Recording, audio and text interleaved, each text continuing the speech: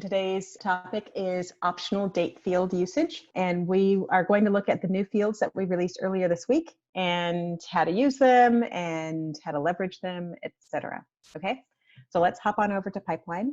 And let's first go to where you actually set those up so you can see which fields you've got the option to turn on. So like other setup options, they are all under your name and then admin settings.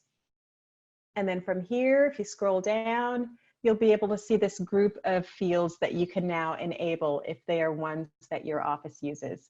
We kept the terminology for these different date fields nice and generic so that they can apply to nearly any office, but they should still be recognizable as the type of date that you need to use, okay?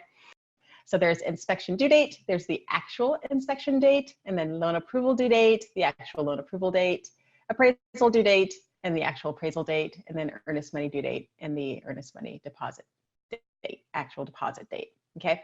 And then also we've got enable option period end date. Some of these may not be ones that you track or that you're required to track for your state, but that's why they're optional. You can turn them on or not. Right now I've got 7 of these turned on. Let's go ahead and turn them all on so that we can see what they look like from the front end. So I've enabled the ones that I want to be used. I can go ahead and save that. So now when I go to transaction, go to that one, and let's say I edit that transaction, I'll be able to set those dates on the transaction. And they should be in the natural order generally that they occur, right? First earnest money due date, inspection due date, etc. Okay, so I can set those, I'm just gonna put some random dates in there, right? And so then once I've got those, I'll be able to see those when I'm viewing the transaction there. Okay, so again, this allows you to track these contingency or contract dates that are applicable for your office's workflow. All right, so that's tracking those dates. Now there's an additional layer that you can actually optimize from these dates as well, and that's being able to use them as trigger dates. So obviously you can set trigger dates here directly from the tasks that are on the transaction, but let's hop over to admin. I'm going to open that in a separate tab. And checklists. And let's see how you can use them as trigger dates. Let's go to that checklist there.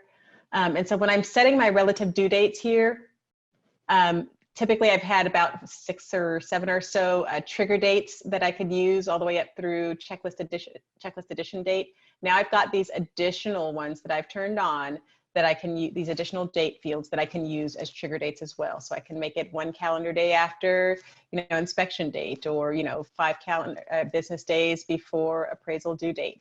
So basically I can use these as trigger dates.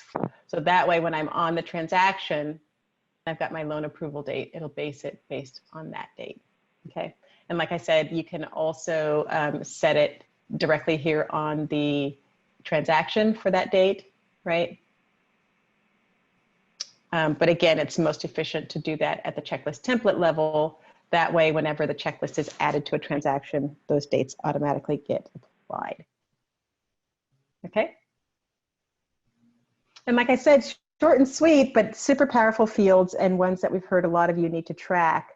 And that's how you utilize them and then leverage them as trigger dates on the checklists.